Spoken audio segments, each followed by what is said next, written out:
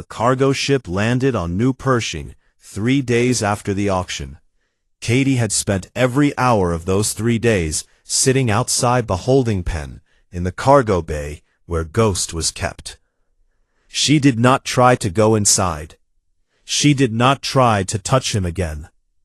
She just sat there with her back against the wall, reading or eating or sleeping, letting him get used to the sound of her breathing and the smell of her presence. Ghost did not eat for the first 2 days. He stood in the far corner of the pen with his head pressed against the metal wall. His tremor was worse in the confined space. His veins barely glowed at all. On the 3rd morning, Katie placed a tray of nutrient feed just inside the pen door, and then sat back down in her usual spot. She opened a book on her datapad and did not look at him. An hour later, she heard the sound of him eating. She kept reading and let herself smile where he could not see it. Her brother Danny was waiting at the landing pad when the ship touched down. He was 27, taller than Katie, with the same brown hair and a face that always looked like it was halfway through deciding whether to laugh or argue.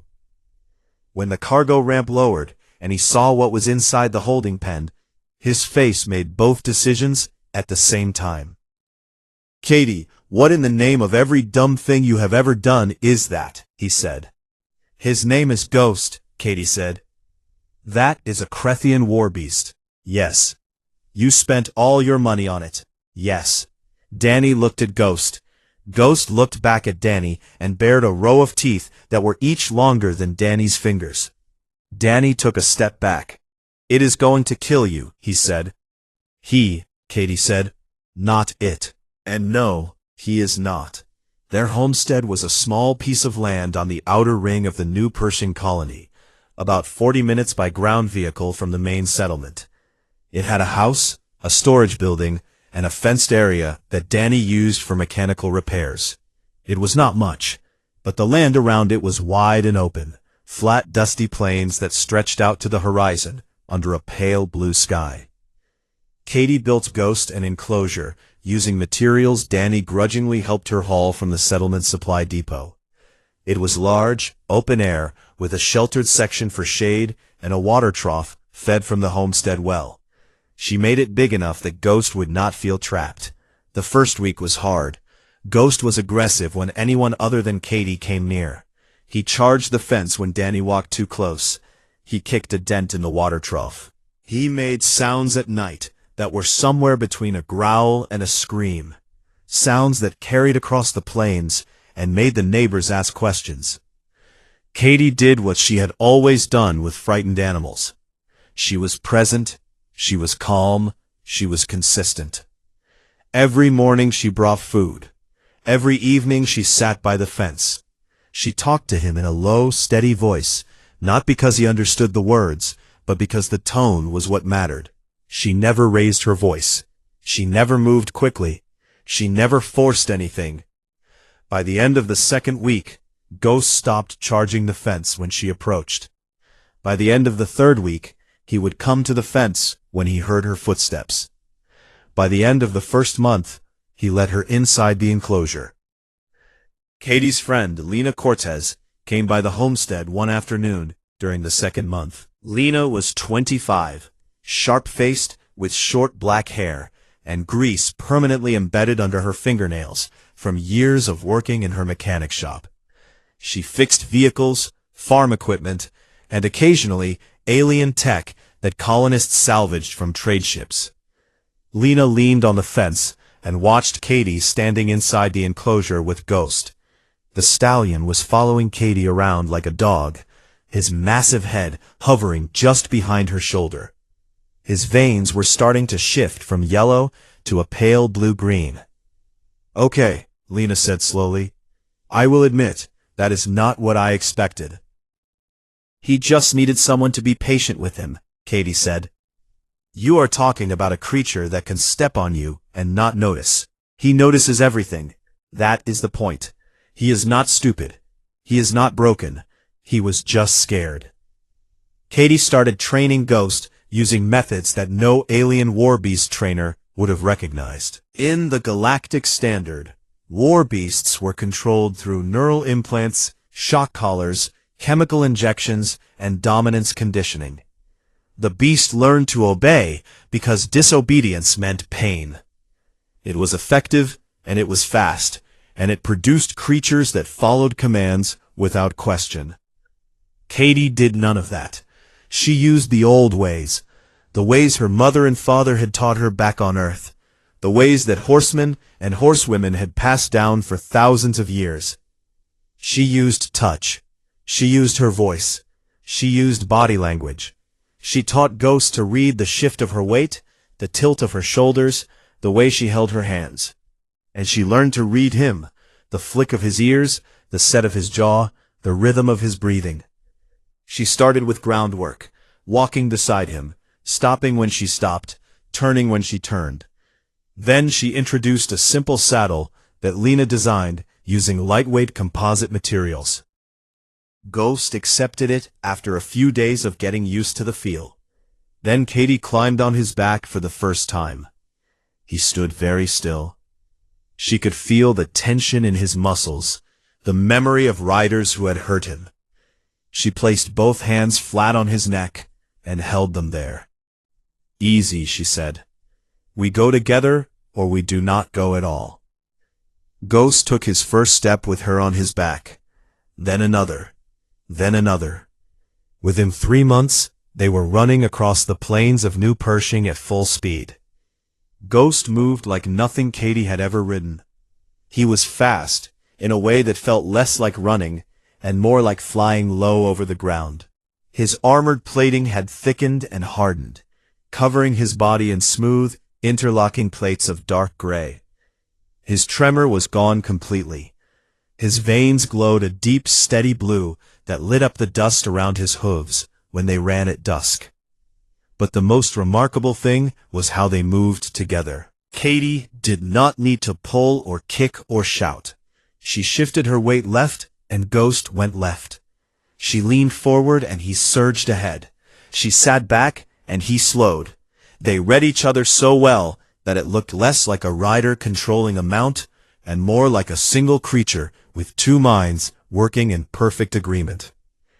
Danny saw them come back from one of their evening runs, Ghost barely breathing hard and Katie grinning from ear to ear, and he sat down on the porch and shook his head.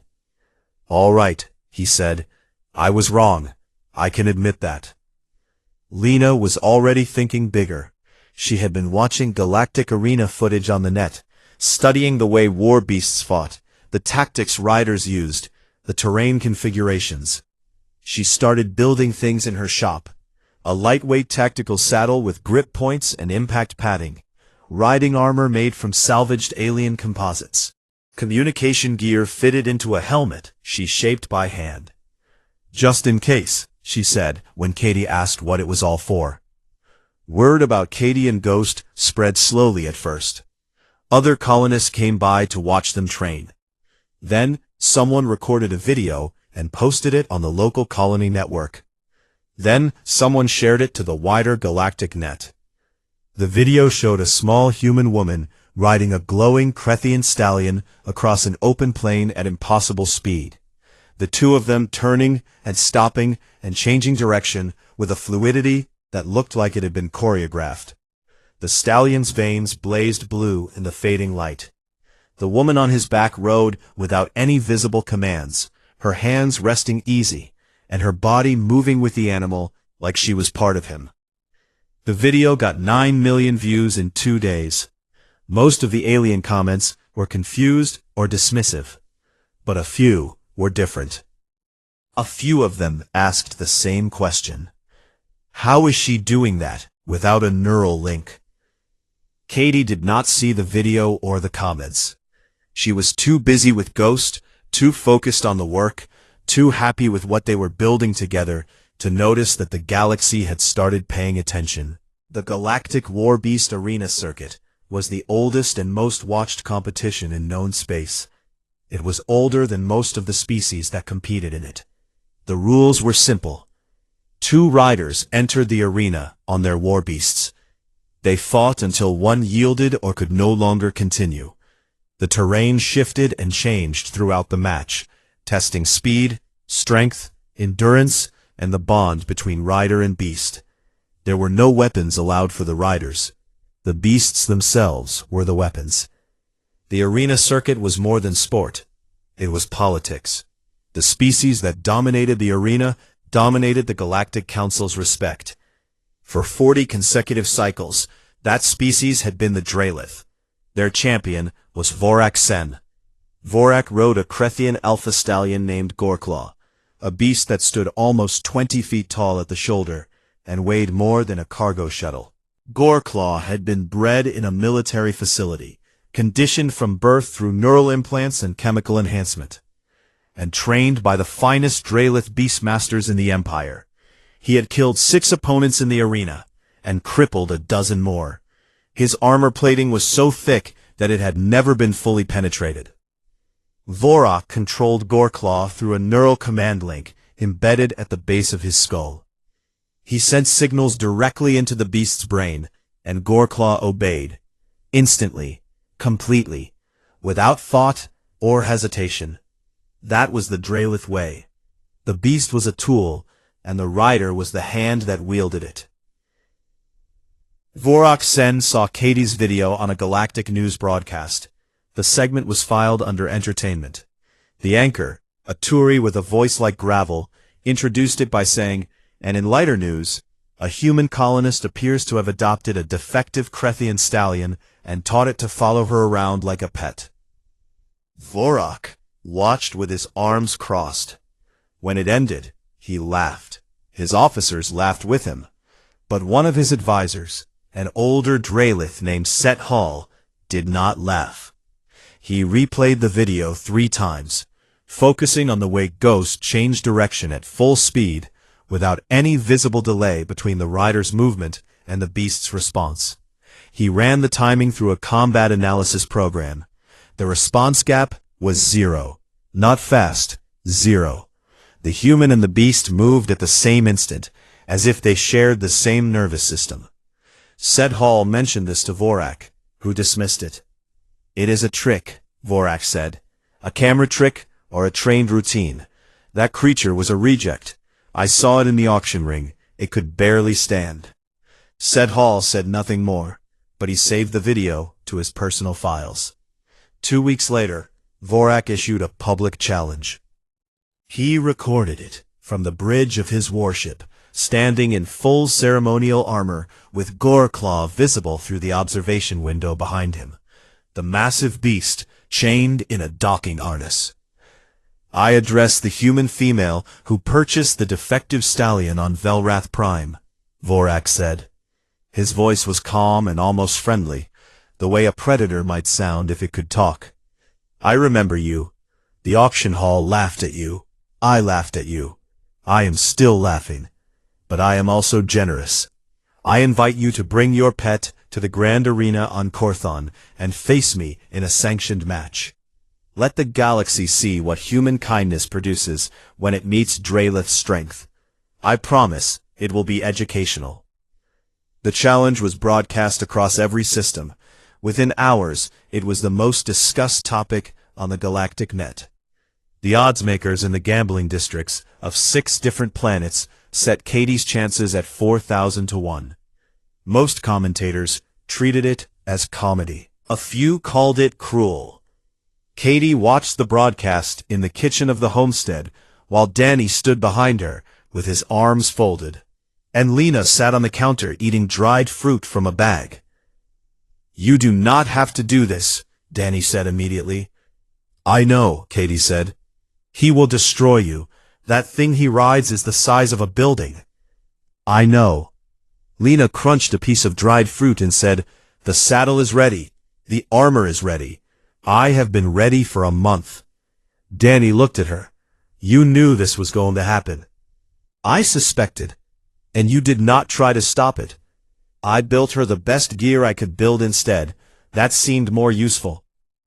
Katie stared at the screen where the broadcast had ended, and a panel of alien commentators was debating whether a human should even be allowed to enter the arena.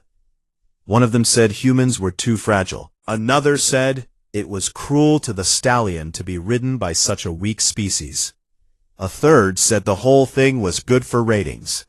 "Danny," Katie said quietly, "how are things going with the Trade Council?" Danny's jaw tightened. He knew where she was going with this. The human colonies had been trying to renegotiate their trade agreements with the Galactic Council for 3 years. They were getting the worst prices for their exports, the worst terms for their imports, and the worst territorial assignments for new settlements. Every petition was delayed. Every request was ignored. Every meeting ended the same way, with an alien council member smiling politely and saying that the humans needed to be patient, that respect was earned, and that their time would come. Their time never came. It never would. Not the way things were going. Not as long as every species in the galaxy looked at humans and saw something small and soft and easy to push aside. "Things are not going well," Danny said. "No," Katie said, "they are not." She stood up and walked outside to where Ghost was standing at the fence, watching the house the way he always did when Katie was inside. His veins glowed bright blue in the evening light. He pressed his forehead against her palm when she reached out. "What do you think?" she said to him. "You want to show them what you can do?" Ghost snorted, a deep rumbling sound that vibrated through Katie's arm, and pushed his head harder against her hand. She went back inside and told Danny to contact the colonial governor's office. She was accepting the challenge. Governor Pete Langford was not happy. He was a careful man in his 50s who had spent his career keeping the human colonies out of trouble by being quiet and cooperative and never drawing attention. A human entering the galactic arena was the opposite of everything he believed in. He called Katie directly and spent 20 minutes trying to change her mind. He told her it was reckless. He told her it was dangerous. He told her that losing on the galactic stage would make things worse for humans, not better. Katie listened to all of it and then said, "Governor, with respect, being quiet has not worked. Being cooperative has not worked. They ignore us because they think we are nothing. Maybe it is time to be something." Langford could not stop her. Under Galactic Arena law, the challenge had been publicly issued and publicly accepted, and withdrawal would be recorded as an act of cowardice. That would be worse than losing. So Langford did what he could. He assigned a small support team to accompany Katie to Corthon. The team included Sam Novak, a 30-year-old field medic with steady hands and a calm voice, and Heidi Warren, a 28-year-old communications officer whose official job was to manage messaging, but whose real job, everyone understood, was to control the damage when Katie lost. Sam met Katie at the transport ship and shook her hand. "I will be honest," he said. "I think you are probably going to get hurt. But I also think what you are doing is brave, and I will be right there to patch you up." Heidi met Katie next and said, "I have already drafted 3 different public statements for after the match. 2 of them are for if you lose. The third is for if you die." "What about if I win?" Katie said. Heidi looked at her for a long moment and then smiled for the first time. "I will write that one on the way there," she said. The transport ship left New Pershing on a Tuesday morning.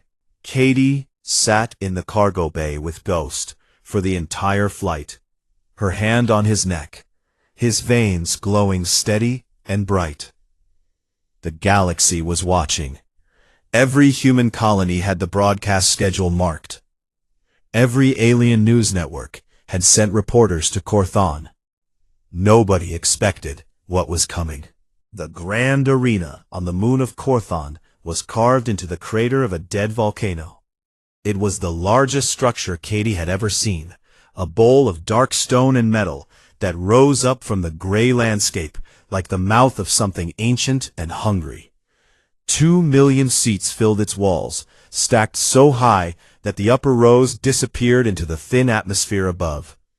Floating platforms held the broadcast cameras that would beam the matches to billions of viewers across the galaxy. Katie and Ghost arrived on the morning of the first day. The transport ship docked at the competitor's entrance, a long tunnel cut into the base of the volcano. Drelith soldiers lined both sides of the tunnel. As Katie led Ghost through, the soldiers banged their weapons against the stone walls in a slow, heavy rhythm. It worked on most competitors. Ghost's ears flattened for a moment, and then he raised his head and walked forward with his veins burning blue so bright that they cast light on the walls. The banging slowed and then stopped as the soldiers watched him pass. Sam Novak walked behind them carrying a medical kit. Heidi Warren walked beside him with a datapad, already monitoring the broadcast feeds. "The coverage is not kind," Heidi said. 93% of galactic commentators are predicting you will not survive the first preliminary bout. "What about the other 7%? Katie asked. "They think you will survive the first bout, but not the second. So nobody thinks I can win. Nobody except the humans, and even some of them are worried." Katie's first match was scheduled for that afternoon. Before she could face Vorak Sen, she had to survive 3 preliminary bouts against other competitors. The arena organizers had designed the bracket to give the crowd a good show before the main event. Everyone assumed the show would be watching Katie lose. The arena floor was not a simple flat surface. It was a massive mechanical platform that could shift and reshape itself into different terrain configurations. Mountains could rise from the ground.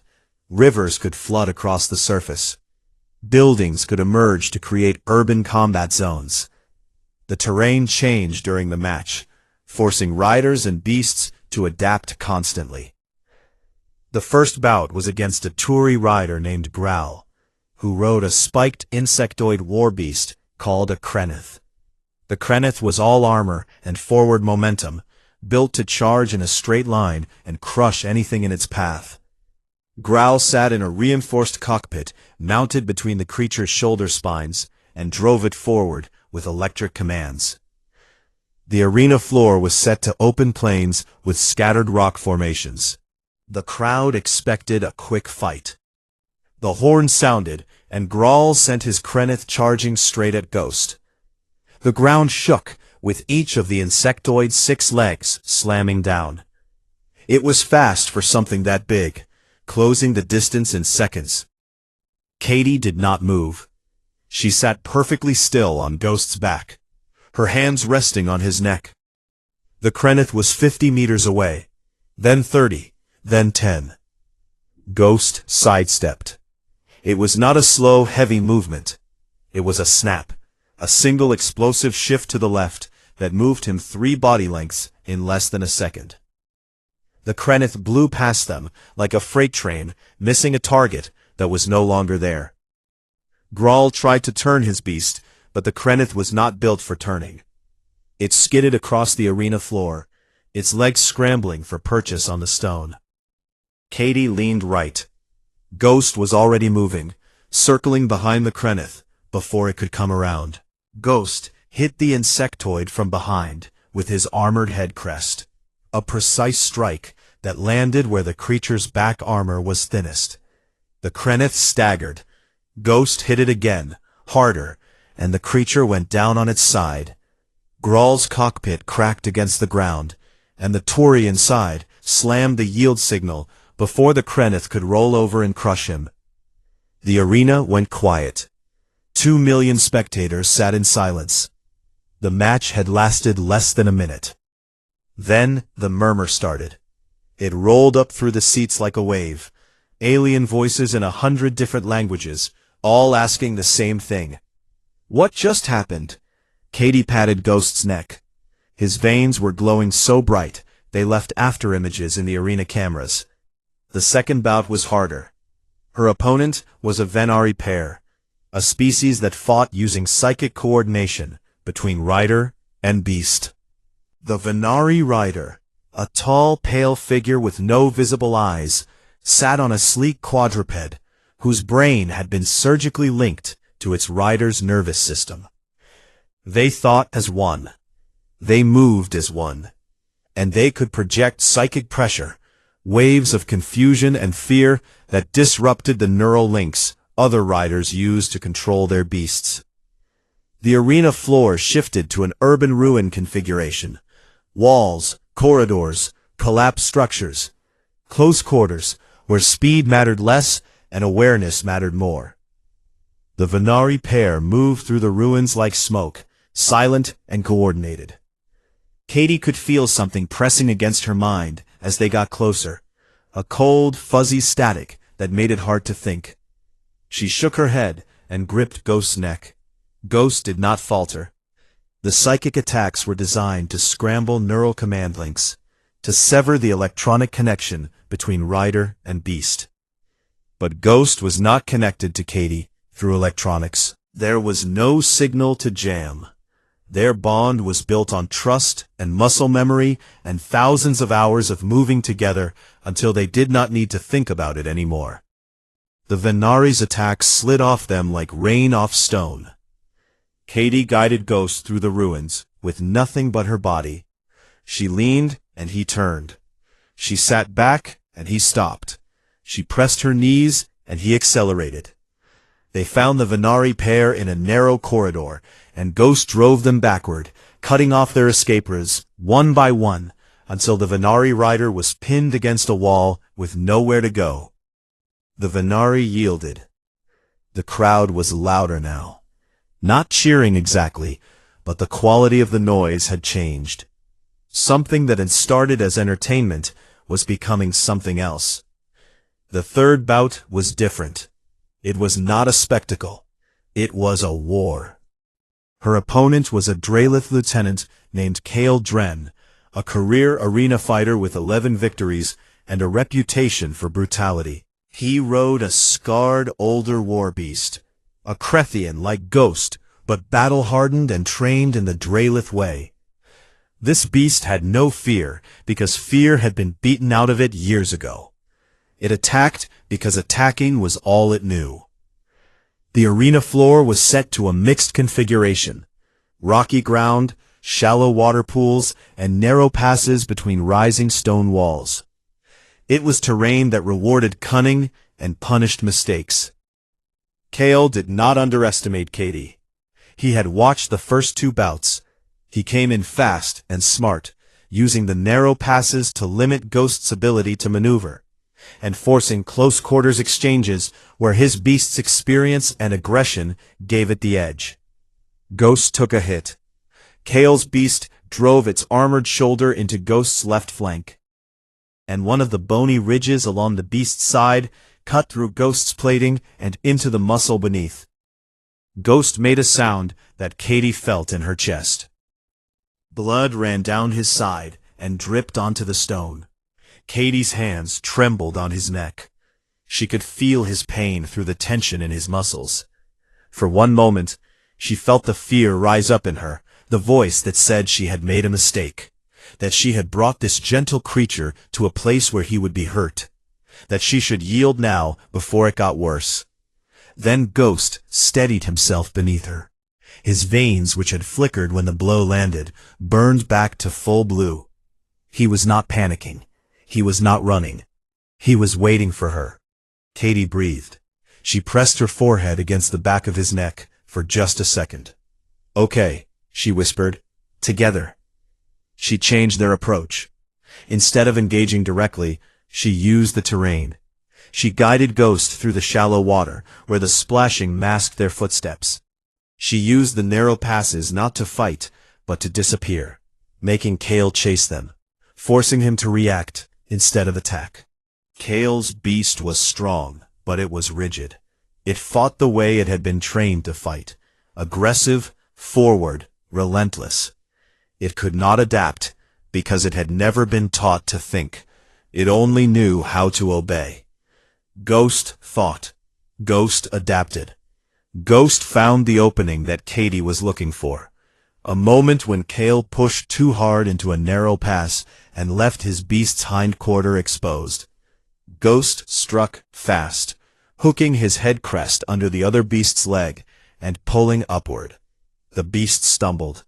Ghost pressed forward, driving it off balance, and then pinned it against the stone wall with his full weight. Kale Dren slammed his yield signal. The arena erupted. It was not all cheering. The Drelith sections were dead silent. But everywhere else, the noise was enormous. Katie could see, far up in the stands, a small section where human flags were waving. She could not hear them over the roar, but she could see them. That night, Katie sat in the competitors' quarters and stitched Ghost's wound, while Sam Novak held the light and handed her supplies. Ghost stood perfectly still, his head turned so he could watch her with one large eye. His veins pulsed slowly, a calm, deep blue. "You should let the medical drones do this," Sam said. "He does not trust machines," Katie said. "He trusts me." She closed the wound with careful, even stitches, the way her mother had taught her to stitch leather back on the ranch. When she finished, she pressed her forehead against Ghost's neck and closed her eyes. "One more," she said. Heidi Warren was in the communications room, staring at her screens with an expression that was hard to read. "How are the numbers?" Sam asked when he came in. "The broadcast ratings have tripled," Heidi said. "Every human colony in settled space is watching. I have received interview requests from 47 galactic news networks." She paused. "I never wrote that third statement." "Which one?" "The one for if she wins." Heidi picked up her datapad. The morning of the final match, Katie woke up on the floor of Ghost's holding pen. She had fallen asleep there, her back against his side, her jacket pulled over her like a blanket. Ghost was already awake, standing with his head turned toward the heavy metal door that led to the arena tunnel. He knew. Animals always knew when something big was coming. Katie stood up and stretched the stiffness out of her legs. She checked his wound from the night before. It had already started to close. Krethian biology was remarkable when the animal was healthy and well fed, and the skin around it was warm but not hot. No infection. She ran her hands along his plating, checking every joint, every edge. He stood still and let her, the way he always did. "Today's the day," she said. Ghost turned his head and pressed his nose against her shoulder. His breath was warm and smelled like the grain she had fed him the night before. His veins glowed steady, deep blue. Sam Novak arrived with Lena's tactical saddle and riding armor. The saddle was a work of art, lightweight composite over a shock-absorbing frame, with grip panels that molded to Katie's legs and an impact-dampening seat that would protect her spine during hard maneuvers. The riding armor was flexible plates of salvaged alien alloy, fitted perfectly to Katie's body and painted flat gray with no markings. "Lena called this morning," Sam said as he helped Katie strap the saddle into place. "She said to tell you to keep your elbows in and your head down." "That sounds like Lena," Katie said. Heidi Warren came in with a datapad showing the broadcast feed. The arena was already full. 2 million seats, every one of them taken. The floating camera platforms were in position. The energy in the stadium was like a physical force, a hum that Katie could feel through the walls. "Vorak Sen entered the arena 10 minutes ago," Heidi said. "He did a full lap with Goreclaw. The crowd response was significant." "Significant how?" "Loud. Very loud. He is their champion. He has been their champion for a long time. They love him." Katie tightened the last strap on her armor and put on the helmet Lena had built. It fit snugly, with a clear visor and a small communications unit near her ear. "Good," Katie said. "Let them love him." She climbed onto Ghost's back. The saddle settled under her weight, and she felt the familiar click of connection, her body fitting against his, her balance aligning with his balance. Ghost shifted his weight, and she shifted with him. They were ready. The tunnel door opened, and the light from the arena poured in. Katie could hear the crowd before she could see them. The sound was enormous. A wall of noise from 2 million voices that hit her like wind. Ghost's ears went flat for a moment, then forward. He stepped into the light. The arena floor was set to its most challenging configuration. The central area was open ground, flat stone with no cover. Around the edges, jagged rock formations rose in uneven clusters. Shallow water pools reflected the arena lights. Narrow passes cut between the rocks, barely wide enough for a single war beast. And the entire floor was programmed to shift during the match. The rocks would move, the water would drain or flood, the passes would open and close. Nothing would stay the same. Vorak Sen was already in position on the far side of the arena. Goreclaw was massive. There was no other word for it. The beast stood nearly 20 feet tall, covered in armor plating so thick it looked like the hull of a warship. His veins glowed a dull, angry red, the color of a Krethian in permanent combat mode. Scars covered every visible surface of his body. His eyes were flat and empty. The eyes of a creature that had been stripped of everything except the ability to attack. Vorak sat on Goreclaw's back in gleaming black armor. He looked down at Katie the way someone might look at an insect that had wandered onto a battlefield. The arena announcer's voice boomed from every speaker, introducing the match, listing the fighters, reciting the rules. Katie did not listen. She was focused on Ghost. She felt his breathing, his heartbeat through the saddle, the slight tension in his muscles that told her he was alert but calm. She placed her hands on his neck. "I trust you," she said quietly. "You trust me. That is all we need." The horn sounded. Goreclaw charged. There was no strategy to it, no finesse. Vorak sent the beast forward at full speed, every neural command screaming attack. The ground shook. The water in the pools rippled. The sound of Goreclaw's armored hooves hitting stone was like cannon fire. Ghost did not charge. Katie leaned left, and Ghost moved, flowing toward the rock formations on the eastern side of the arena. Goreclaw's charge swept through empty space. Vorak pulled the beast around and sent him after them, but Ghost was already in the narrow passes, weaving between the rocks with a speed and agility that a beast half his size should not have possessed. This was Katie's strategy, and it was very simple. She would not fight Goreclaw's fight. She would not meet power with power. She would make Vorak come to her, on her terms, in terrain that favored speed and thinking over brute force. Vorak understood this quickly, and it made him angry. He drove Goreclaw into the rocks after them, the massive beast shouldering through formations that Ghost had slipped between. Rocks shattered, and water splashed, as Goreclaw forced his way through.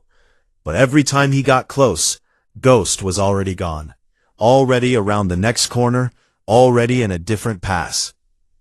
The terrain shifted. Some of the passes closed. New ones opened. The water level in the pools rose. Katie adapted instantly, reading the changes and guiding Ghost through the new landscape before Vorak could figure out where they had gone. Minutes passed. Goreclaw was not tired. Beasts of that size had enormous endurance. But Vorak was frustrated. Katie could see it in the way he drove Goreclaw, harder, sharper, more aggressive with each passing moment. The neural commands were getting harsher. Goreclaw's movements, which had started as powerful and controlled, were becoming jerky and uneven. The beast was receiving too many conflicting signals. Turn left? No. Turn right. Faster. No. Stop. No. Wait. This was the flaw in the Dralith method. And Katie had understood it from the beginning. A beast controlled through obedience could only be as smart as the commands it received. And when the commands became confused, the beast became confused.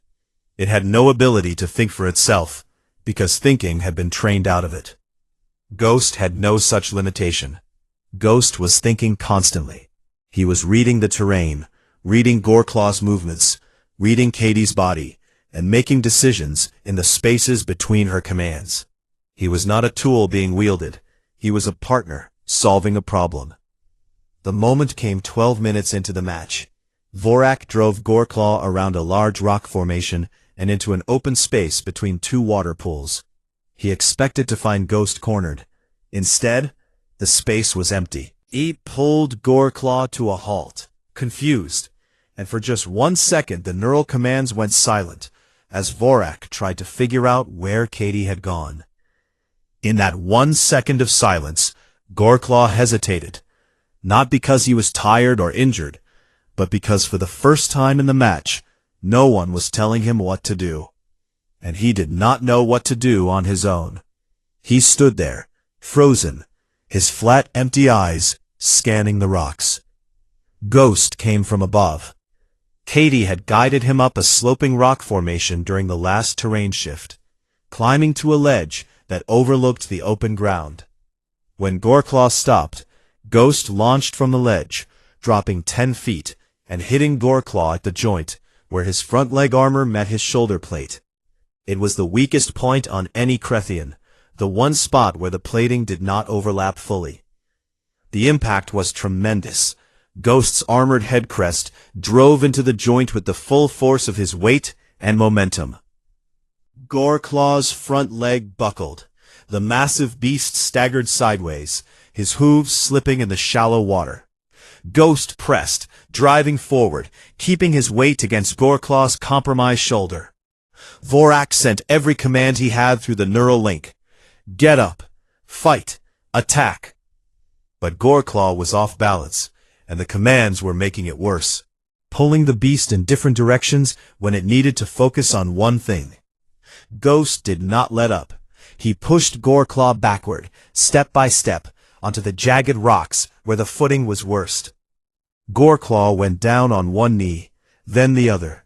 The massive beast that had won dozens of arena matches, that had killed opponents twice Ghost's size, was kneeling in the shallow water with a smaller, younger stallion standing over him. And then something happened that nobody expected. Goreclaw stopped fighting. Not because Vorak told him to. Vorak was still sending commands, still screaming through the Neuralink. But Goreclaw was done. The beast simply stopped. He lowered his head, and his dull red veins flickered and faded until they were barely visible. He had given up, not from exhaustion or pain, but from something deeper. He had nothing left inside to fight with. Everything he had ever done in the arena had been because someone forced him to. And in this moment, with the commands screaming in his brain and his body failing beneath him, he simply chose to stop. Vorak Sen sat on his kneeling beast and stared at Katie across 10 feet of shallow water. His hand hovered over the yield signal on his saddle console. The arena was completely silent. 2 million beings held their breath. Vorak pressed the signal. The horn sounded. The match was over. Katie Marsh sat on Ghost's back in the center of the grand arena, on Korthon, a 23-year-old human woman from a dusty colony world on the edge of nowhere, and the galaxy stared at her. Then the noise came. It started with the human section, a roar so loud and raw that it shook the stones. Then it spread. Not to every section. The Drelith were silent and would remain so, but to enough of them. Enough voices from enough species who had watched something they could not explain, and felt something they did not expect to feel. Katie leaned forward and wrapped her arms around Ghost's neck. His veins were blazing, the brightest blue anyone had ever seen on a Krethian stallion, a blue so deep it looked like starlight. She closed her eyes and held him, and the arena roared around them. In the weeks that followed, the galaxy tried to make sense of what had happened. Military analysts studied the fight frame by frame. Xenobiologists wrote papers about Krethian bonding behavior. Arena commentators argued about tactics and terrain, and whether the outcome was skill or luck. Governor Langford did what politicians do when handed an unexpected victory. He leveraged it. The human colonies received new trade agreements within a month. Territory disputes that had been stalled for years were resolved in humanity's favor. 3 alien species sent diplomatic delegations to New Pershing for the first time. The Galactic Council invited a human representative to sit on the Arena Oversight Committee, a small seat at a large table, but a seat nonetheless. Katie turned down every offer that came her way. Sponsorships from alien corporations, training contracts from military governments, a permanent position on the Arena circuit with enough prize money to buy a fleet of ships. She said no to all of it. She took Ghost home. Danny was waiting at the landing pad on New Pershing, leaning against his old ground vehicle with his arms crossed and a look on his face that was trying very hard not to be proud and failing completely. "Welcome back," he said. "Good to be back," Katie said. She came out wiping her hands on a rag and looked Ghost over with a critical eye, checking the healed wound, the condition of his plating, the brightness of his veins. "Not bad," Lena said, which from Lena was the highest praise available. "Thank you for the gear," Katie said. "It saved us." "I know. I am already working on the next version, upgrades for next time." "There is not going to be a next time." Lena smiled. "Sure there is not." That evening, Katie led Ghost out to the plains beyond the homestead. The sun was going down, painting the sky in shades of orange and purple. She removed his saddle. She removed his armor. She unclipped the bridle and let it fall to the ground. Ghost stood free, his plating gleaming in the fading light, his veins glowing blue against the darkening sky. He looked at her. She stepped back and opened her hands. "Go on," she said. "Run." He flew across the plain, faster than anything alive had a right to move, his hooves barely touching the ground, his veins leaving trails of blue light in the dust behind him. He ran until he was a small bright point on the horizon, and then he turned and came back, circling the homestead in a wide arc before slowing to a stop right in front of Katie. He pressed his massive head against her chest, the way he had done 1,000 times before, and she wrapped her arms around him and held on. The Galactic broadcast replayed the final moment of the championship match for weeks. They showed it from every angle. They slowed it down and broke it apart and analyzed every movement. They debated what it meant for arena combat and military strategy and interspecies politics. But the humans who watched, the farmers and freight haulers and mechanics and teachers on a dozen small colony worlds scattered across the outer edge of settled space, they knew it was simpler than any of that. She had been calm to him when no one else was. She had been patient with him when everyone else had given up. She had seen what was inside him when everyone else saw nothing. And he had fought for her, not because he was forced to, not because he was programmed to, but because she had given him something worth fighting for. That was the part the galaxy could not understand. The auction hall on Velrath Prime was the size of a small city. It sat inside a hollowed-out mountain on a planet where the sky was always orange and the air smelled like burnt metal. Thousands of alien buyers filled the stone seats that rose up on every side of the central ring. They were warlords, generals, arena managers, and wealthy merchants from 12 different star systems. They had come to buy war beasts. The beasts were brought out one at a time. Each one was bigger and more terrifying than the last. There were creatures with 6 legs and jaws that could bite through starship armor. There were serpentine things that crackled with electricity along their scales. There were insectoid monsters the size of ground transports that hissed and snapped at the handlers, who guided them with electric prods and neural chains. The buyers shouted their bids. Prices climbed into the millions. Every beast that entered the ring left with a new owner who planned to use it for war or for the arena, which was really just war with an audience. Katie Marsh sat in the back row. She was 23 years old, had brown hair tied back in a loose knot, and wore the plain gray coveralls of a freight company worker. She was not supposed to be in the auction hall at all. She was supposed to be loading cargo containers onto the transport ship docked at Port 7. But she had finished early, and the auction was open to the public, and she had never seen anything like it before. She was human. That fact alone made her almost invisible here. Humans had only been part of the galactic community for about 40 years, and in that time they had not done much to impress anyone. They were considered soft, emotional, weak. They had no war beasts, no arena champions, no great military victories to speak of. They had a handful of small colony worlds on the outer edges of settled space, and they mostly kept to themselves. Katie had grown up on one of those colony worlds, a dusty frontier planet called New Pershing. Before that, her family had lived on Earth, where her parents ran a ranch. She had grown up around animals, horses, dogs, cattle. She had learned to read them before she learned to read books. Her mother had always said that animals never lied.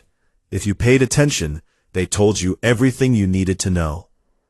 The next beast was brought into the ring, and the crowd's reaction was immediate.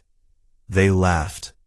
It was a Crethian stallion, a warhorse breed that was supposed to be one of the finest in the galaxy. Crethian stallions were known for their size, their thick natural armor plating, and the bioluminescent veins that ran through their legs and neck, glowing different colors depending on their mood and health. A good Crethian stallion could sell for tens of millions. This one was not good. At least, that was what everyone thought. It was small for its breed.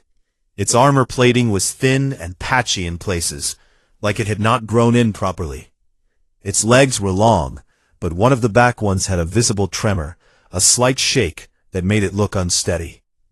Its veins glowed a faint, sickly yellow, instead of the bright colors that indicated health. It kept its head low, and its body pulled tight, like it was trying to make itself as small as possible. The auctioneer, a tall Bravani with 4 arms, and a voice that carried across the entire hall, announced the starting bid. No one responded. He lowered the price. Still nothing. He lowered it again. A Dralith commander in the front row stood up. He was massive, almost 8 feet tall, with dark gray skin and a mouthful of flat grinding teeth. His name was Vorak Sen, and he was the reigning champion of the Galactic War Beast Arena Circuit. He pointed at the stallion and said something in Dralith that his translator unit converted to common galactic speech. Send that thing to the rendering vats. It is an insult to bring it before warriors. The hall erupted in laughter. The other buyers banged their hands and claws and tentacles against the stone seats in agreement. A Turi merchant near the middle rows shouted that he would pay 5 credits for the meat. More laughter. The handlers began to drag the stallion out of the ring. It did not fight them. It went with its head down and its trembling leg dragging slightly behind. Katie watched it go, and something turned over in her chest. She had seen that look before. Not in an alien war beast on a planet 1,000 light-years from Earth, but in a horse back home. A bay mare her father had taken in from a neighbor who had beaten it for years. That mare had stood the same way, head down, body tight, shaking. Not because it was broken, but because it had learned that being small and quiet was the only way to survive. That mare had become the best horse on the ranch. Not because Katie's father had forced it to be, because he had been patient, because he had been kind, because he had given it a reason to trust again. Katie stood up before she knew what she was doing. She pushed past the aliens in her row, most of whom didn't even notice her because she was so small compared to them, and she made her way down to the auction floor. A Bravani guard tried to stop her, but she showed her auction hall pass and told him she wanted to place a bid.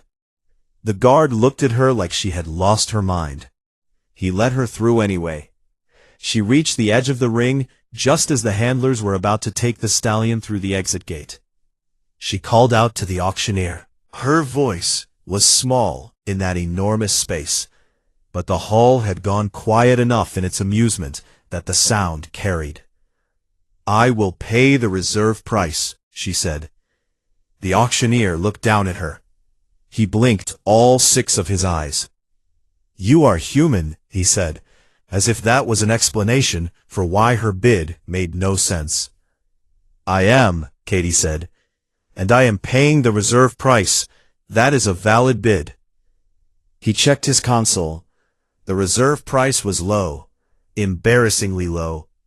It was the minimum amount the auction house required to complete a sale, and it was roughly equal to everything Katie had in her personal savings account. Every credit she had earned in 2 years of hauling freight across the outer colonies. No other bids came. Of course they didn't. "Sold," the auctioneer said, and he said it the way someone might say the word funeral. The hall laughed again. Vorak Sen turned in his seat and looked at Katie for the first time. He smiled, and it was not a kind smile. "Human girl," he said, loud enough for the broadcast recorders to pick up. "You have bought yourself a grave." Katie did not look at him. She walked to the stallion and stood in front of it. It was still bigger than her, even in its diminished state. Its head was down, and its dull yellow veins pulsed faintly. She could see scars under the thin armor plating. Old ones. Someone had hurt this animal for a long time. She reached out slowly and placed her hand on the side of its face. It flinched. She kept her hand there, steady and light, and waited. After a long moment, the stallion let out a breath, a deep shaking breath, like something heavy had shifted inside it. It did not pull away. "It is okay," Katie said quietly. "I have got you." She named him Ghost, because when she looked into his eyes, she saw something that everyone else had decided was already dead.